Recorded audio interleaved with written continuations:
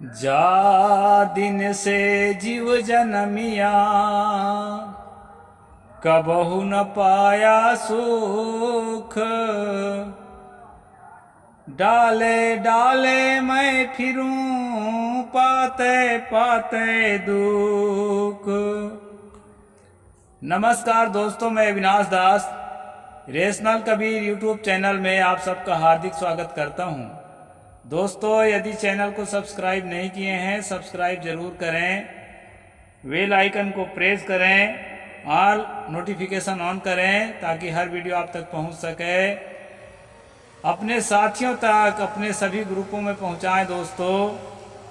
और जो है कमेंट मुझे जरूर लिखें। मैंने सतगुरु कबीर साहब की एक साखी बोली है, उसका अर्थ बता दूं, फिर मनुस्मृति में प्रवेश करेंगे। सतगुरु ने कहा, जादिन से जीव जन्मिया, कबहू न पाया सुख। जिस दिन से मनुष्य संसार में जन्म लेता है, एक पल भी सुख नहीं पाता। खासकर जिस वर्ग में सतगुरु कबीर साहब जन्मे थे, जिन लोगों के बीच उन्होंने जिंदगी को जिया था और लोगों को जीते देखा था, दोस्तों वो तभी सुखी हो सकते हैं जब वो उसी हाल में संतुष्ट हो जाए, जैसा है सो है।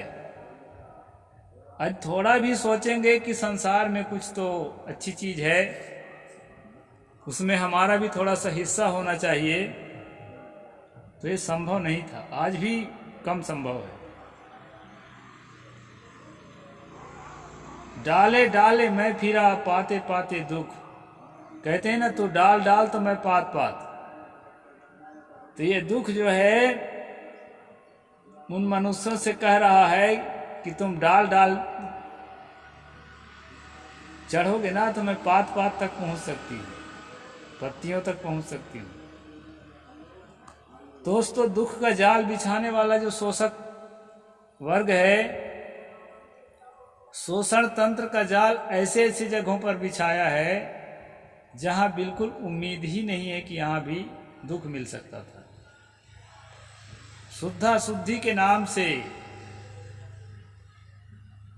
ऐसे तुम अशुद्ध हो गए। तुम्हारे घर में कोई मर गया तो तुम अशुद्ध हो गए, भले यहां से 100-200 किलोमीटर दूर हो। कोई जन्म ले लिया तो तुम अशुद्ध हो गए, भले 100-200 किलोमीटर दूर हो। अब उसको शुद्धिकरण करने के लिए तुम्हें ये करना पड़ेगा, वो करना पड़ेगा। फिर अगर हमारे अंदर समझ नहीं है, समझ है भी, परंपरा के साथ बंधे हैं, जाति बिरादर के साथ बंधे हैं कि ऐसा नहीं करेंगे। अभी मैं एक दिन पहले बताया था ना कि एक साहू नवयुवक जो है अपने परिजन के किसी के मरने पर मूड नहीं मुड़ाया था, मुंडन नहीं कराया था, तो उसको जात से निकाल दिया गया था। साधु समाज से, साहू समाज से जात से निकाल दिया गया था। फिर बाद में जुर्माना दिया और फिर क्षमा मांगा तो उसको मिला लिए। तो छोटी छोटी बातों से परंपरा को ऐसे जकड़ कर रखा गया है कि जो आदमी थोड़ी मोड़ी जाग भी रहा है ना, तो उधर से फोर्स नहीं आएगा, इधर से फोर्स आने लगता है अपने लोगों से। तुमको ऐसा करना ही पड़ेगा। अभी हम 1-2 प्रयोग यहां कराए बिना ब्राह्मण के शादी करने का, तो उसको फोर्स दिया जाता है। ब्राह्मण क्या करता है कि उसके जाति वालों को, उसके गोत्र वालों को सेट करता है कि इससे अनिष्ट हो जाएगा, इससे काम बिगड़ जाएगा। इसलिए जो है परंपरा के रीति रिवाज से ही करना पड़ेगा, तभी आपके बेटा बहू जो है कुशल जिंदगी जिएंगे। इसमें होता क्या है दोस्तों, आदमी डर जाता है, और नहीं भी डरता है तो अपने बिरादर वालों से डर जाता है, क्योंकि वो जाएगा तो जाएगा कहाँ। इंटरकास्ट अगर वो करना भी चाहे विवाह, तो उसको दूसरा आदमी तैयार होगा तब तो। इक्का दुक्का है, लेकिन कहाँ खोजता फिरेगा। और जो आसान विधि है जो करते आया है वो, इसलिए जो है नहीं चाहते हुए भी आदमी वही करने लगता है जो उसको नहीं करना चाहिए, जिससे उसको दुख पैदा होता है, जिससे उसके अंदर जो है कहना चाहिए कि मानसिक गुलामी दृढ़ होता है, उसी काम को वो दोहराता रहता है। इसका कारण क्या है दोस्तों? इसका कारण है डाले डाले मैं फिरूं पाते पाते दुख। आप जहां उससे बचने के लिए जो उपाय करना चाहते हैं उस उपाय के अंदर दुख का कारण घुसा दिया जाएगा और जो है आपको नहीं चाहते हुए उस मार्ग पर कदम रखना पड़ेगा। तो आइए हम चलते हैं। शुद्धा शुद्धि का प्रसंग है, अभी चल रहा है। 1-2 दिन से मैं गोमूत्र का, गंगा जल का, कई चीज़ का प्रसंग आपको बता रहा हूँ। अब कल एक विशेष बात आ गई थी, उसको भी बताया कि ब्राह्मण जिन जातियों के छूने से अपवित्र हो जाता है, कुछ जातियों को तो देखने मात्र से अपवित्र हो जाता है, लेकिन वही ब्राह्मण कुत्ता जो अपने लिए शिकार किया रहता है किसी पशु का, ना किसी पक्षी को मुंह से काट कर जूठा किया रहता है, उसको बता रहा है कि वो शुद्ध है, पवित्र है, उसको खाया जा सकता है। तो कुत्ता का जूठा जो है जितना पवित्र है उतना भी पवित्र आज मनुष्य नहीं है, आज भी नहीं है। मनु के ज़माना में तो नहीं थे, आज भी नहीं है। तो दोस्तों, इसी शुद्धा शुद्धि के प्रसंग में हम आगे बढ़ते हैं। मनु जी और क्या बता रहे हैं उस पर विचार करते हुए। कल हम 131 के आसपास थे और 134 तक चले गए थे। श्लोक नंबर 5 अध्याय का। उसके आगे चलते हैं। एकालिंगे गुदे तिस्रतस्थैकत्र करे दश उभयोः सप्तदातव्या मृदु शुद्धि भी सता। शुद्धि चाहने वाले को चाहिए कि लिंग में 1 बार, मलद्वार में 3 बार, बाएं हाथ में 10 बार और दोनों हाथों में 7 बार मिट्टी लगाकर जल से धोए। ये जैसे कोई गंदी चीज छुए हैं या टट्टी पेशाब से आए हैं, खासकर मल त्याग करके आए हैं, उसके लिए नियम दिया है दोस्तों। ये नियम इलाहाबाद संस्थान में, कबीर संस्थान में भी लागू है। थोड़ा बदला हुआ रूप में है लेकिन लागू है। और इसमें कुछ बातें ठीक है, इसको निभाना चाहिए। अच्छी बातों का हमें खंडन करने का हम ठेका नहीं लिए हैं। अच्छी बातें अच्छी हैं। शुद्ध हाथ को शुद्ध रखने के लिए मैं कल भी बताया था कि साबुन का प्रयोग करें, सैनिटाइजर का प्रयोग करें, हैंड वॉश का प्रयोग करें, शैम्पू का प्रयोग करें और बहुत से संसाधन है, आधुनिक संसाधन जिसमें बैक्टीरिया वायरस से सुरक्षा मिलती है, उसका प्रयोग कर सकते हैं दोस्तों। लेकिन खुदा न खास्ता किसी के हाथों में या शरीर में ईचिंग फील हो रहा है, खुजलाहट महसूस हो रहा है इन चीज़ों को लगाने से, तो जितने भी कास्टिक सोडा वाली चीज़ें हैं वो ईचिंग क्रिएट करते हैं। इसलिए दोस्तों, ऐसी स्थिति में आप जो है राख का प्रयोग कर लिया करिए। राख जो है एकदम बढ़िया है। ये नीम पत्ती का पाउडर राख में मिला दिया करिए और उससे जो है हाथ धोना, यहाँ तक कि शौच से निपटने के बाद गुदा स्थल में भी राख लगा के धोया जा सकता है। और साबुन तो उसके लिए आता ही है, शैम्पू आता है, साबुन आता है। तो इस तरह सफाई के, शुद्धता के संबंध में जो बात यहाँ अपने ज़माने के हिसाब से मिट्टी लगाने को लिखा है मनु कि 3 बार जो है पेशाब इंद्री में 3 बार लगाना है और यहाँ पेशाब इंद्री में 1 बार लगाना है मिट्टी और मल द्वार में 3 बार लगाना है। ये थोड़ा सा अंधश्रद्धा टाइप का है दोस्तों, ऐसा कुछ नहीं है। 1 ही बार लगाना पर्याप्त होता है। बाएं हाथ में 10 बार और दोनों हाथ मिलाकर 7 बार मिट्टी लगाना चाहिए, ये कहा है। मैं क्योंकि कुछ समय तक जगत गुरु रामानुजाचार्य के जो श्री संप्रदाय है, वैष्णव मत में एक श्री संप्रदाय है, उसमें रहा हूँ दोस्तों, तो उसमें जो है इसी तरह से पालन करना पड़ता है।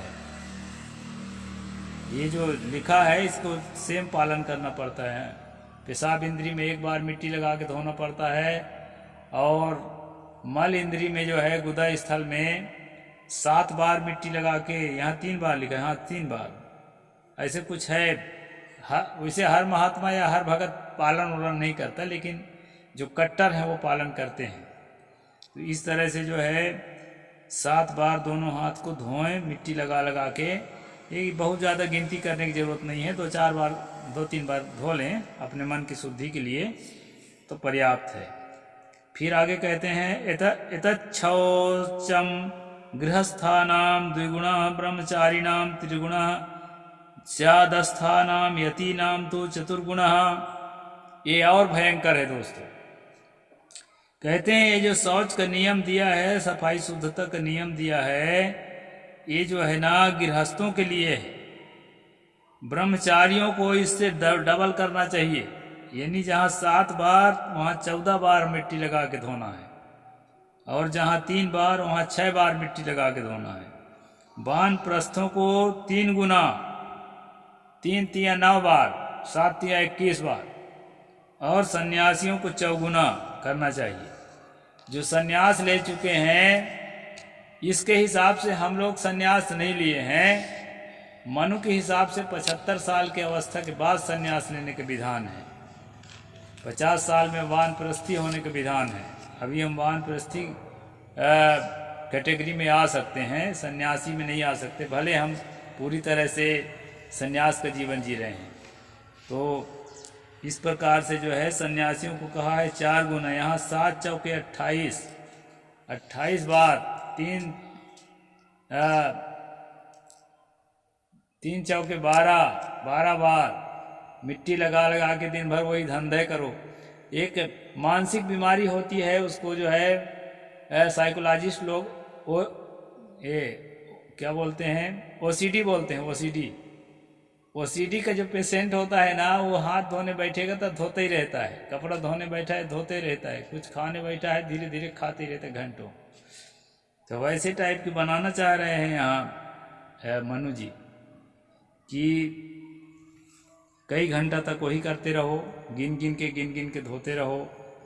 और ये सारी चीज़ें दोस्तों द्विजों के लिए, ये भी ध्यान में रखेंगे, द्विज के अपवित्रता को पवित्र करने के लिए है। ये नियम शूद्रों पर लागू नहीं है। शूद्रों पर जो नियम है आगे मैं बताऊंगा उसको कैसे पवित्र होना है।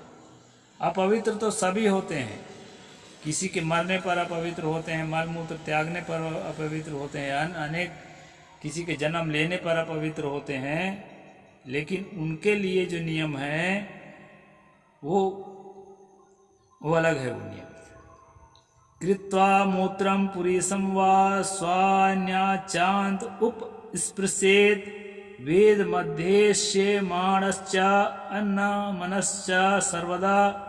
मल या मूत्र करके शौच आदि से निवृत्त हो। जो वेद पढ़ना भोजन करना चाहे वो आचमन करके इंद्रियों के छिद्रों आँख कान आदि को स्पर्श करे। इसमें बताया है कि अगर वेद पढ़ना है तो आचमन करने के बाद ही आँख कान आदि को हाथ से छुए, बहुत बढ़िया बात है।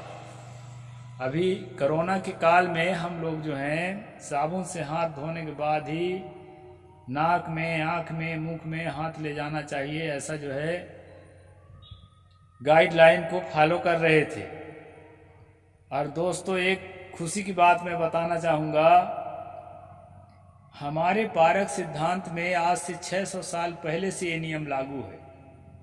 हम लोग अभी भी नाक के छिद्रों को, आँख के छिद्रों को, मुख के छिद्रों को, कान के छिद्रों को बिना हाथ धोए हुए इधर उधर अगर हाथ लगा है तो मान लीजिए कहीं ज़मीन पर हाथ लगाए हैं, जूता पर हाथ लगाए हैं, किसी पैसा पर हाथ लगाए हैं, इस प्रकार चीज़ों पर अगर हाथ लगाए हैं तो जब तक हाथ को नहीं धो लेंगे तब तक जो है आँख, कान, नाक, खासकर मुख के अंदर, कई लोग दांत के अंदर ऐसा हाथ लगाते रहते हैं बिना काम के काम, तो हमारे यहाँ जो है ये 600 साल से सतगुरु कबीर साहिब के ज़माना से शुद्धता के नियम लागू है दोस्तों पारक सिद्धांत में, कि हम लोग पारक सिद्धांत के अलावा भी कबीर पंथ के अन्य शाखाओं में भी शुद्धता के नियम थोड़ा मोड़ा फेर बदल करके लागू ही है। तो शुद्धता पवित्रता के नियम का हम खंडन बिल्कुल नहीं करते। वो जो है युक्ति युक्त हो, तर्क युक्त हो और जो है वैज्ञानिक सोच के तहत हो तब। अब उसमें दकियानूसी सोच हो, जैसे अभी पिछले श्लोक में पढ़ रहे थे कि गृहस्थों को जो नियम एक बार प्रयोग करना है उससे 2 गुना जो है ब्रह्मचारियों को, उससे 3 गुना जो है वानप्रस्थियों को, उससे 4 गुना जो है सन्यासियों को। मैं कहता हूँ सन्यासी हो, गृहस्थ हो, वानप्रस्थी हो, आदमी तो आदमी है और उसके जो अशुद्धि है एक ही तरह की अशुद्धि है ना, तो उसकी शुद्धि भी एक ही समान होगा। अब एक आदमी को 3 बार हाथ धोने से उसका हाथ स्वच्छ होता है, तो दूसरे आदमी को फिर 6 बार क्यों धोना पड़ेगा, और तीसरे आदमी को जो है 12 बार क्यों धोना पड़ेगा। तो इस प्रकार अंधविश्वासपूर्ण बातों को भी हमें समझते चलना है और सफाई शुद्धता के जो उचित नियम है, तर्क सम्मत है, उसको स्वीकार करते चलना है।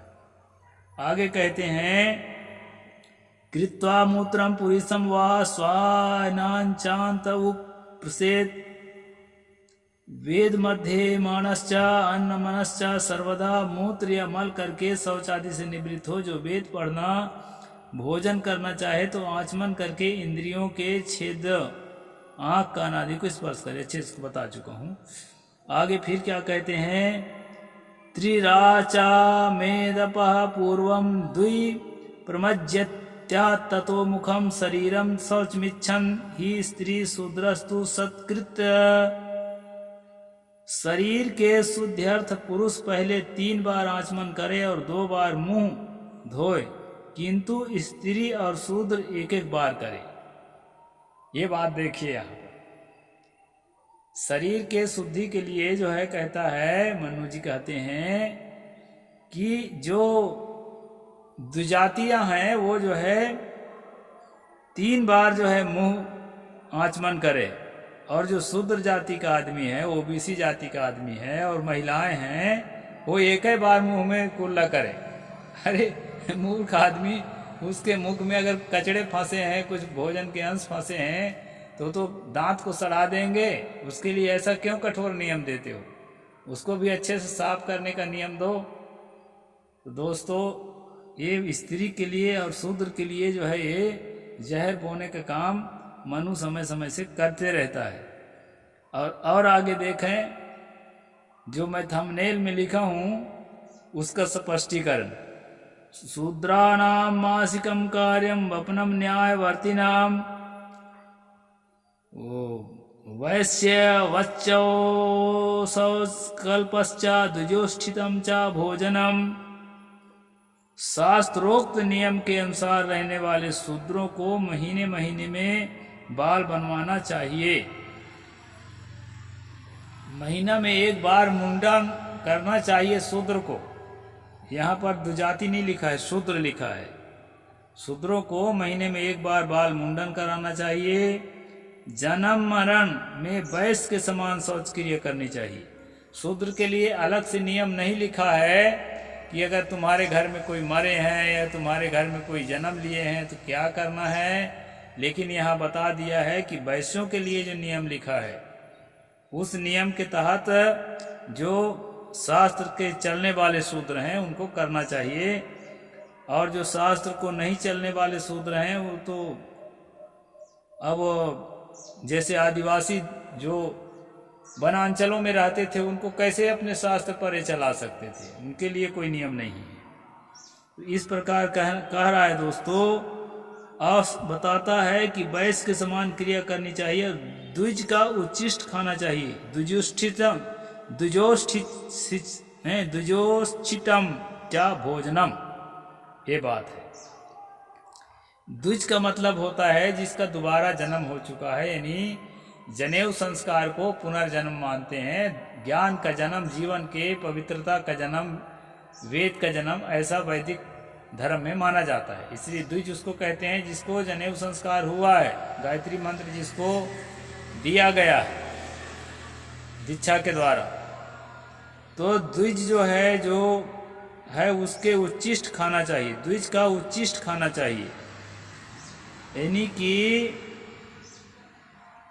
शूद्र को द्विज का उच्चिष्ट खाना चाहिए। ताप उसमें जो है ना वो जो क्रिया नहीं करना पड़ता है, वो सारी क्रियाओं के बदला वो पवित्र हो जाएगा। यानी आपके घर में कोई मर गया है, आपके घर में कोई जन्म लिया है, तो जो अशुद्धि हो गई है इनके अनुसार उसको अशुद्धि माना गया है। उस अशुद्धि से शुद्ध होने के लिए जो वैश्यों के लिए नियम दिया है, बनिया व्यापारी कारपोरेट घरानों के लिए, उसी नियम से आप जो है उसी नियम का पालन करो, उसी से आपको शुद्धि होगी। और एक नियम और दे दिया है, शूद्र को द्विजों का यानी ब्राह्मण इत्यादि का, खासकर ब्राह्मण का जूठा खाना चाहिए। तो वो जो है उस जूठा खाने से ब्राह्मण तो शुद्ध रहता है, तो आप भी उसके जूठा से शुद्ध हो जाओगे। दोस्तों, इस भ्रम में मत रहना, जूठा उठा किसी का मत खाना। और जूठा तो घर में एक दूसरे कभी नहीं खाना चाहिए, क्योंकि हर आदमी के शरीर की प्रकृति में भिन्नता होती है, जिसके कारण जो है जूठा खाना हम लोग अच्छा नहीं मानते। किसी का जूठा कोई ना खाए। और यहाँ पर अपने से नीचा दिखाने के लिए, अपने पांव तले दबा कर रहने के लिए, अपने शोषण तंत्र का एक शिकार बनाए रखने के लिए यहाँ पर जो इस तरह का नियम दिया है दोस्तों, इन नियमों को पर्दा खोलने के लिए मैं इसको स्पष्ट बताता हूँ। किसी ब्राह्मण के जूठा खाने से कोई शूद्र पवित्र नहीं होता है। पवित्र अपने कर्मों से होगा, अपने आचरण से होगा, या वो अपने जो है खान पान रहन सहन से होगा। इसलिए आप सब लोग शुद्ध कबीर पंथी बने। या नहीं भी कबीर पंथ को अपनाते हैं तो कबीर पंथ के जो शुद्धता के, पवित्रता के नियम है उसको अपनाएं। ये मनु के चक्कर में तो बर्बाद हो जाएंगे। साहेब बंदगी, जय जोहार, जय भीम।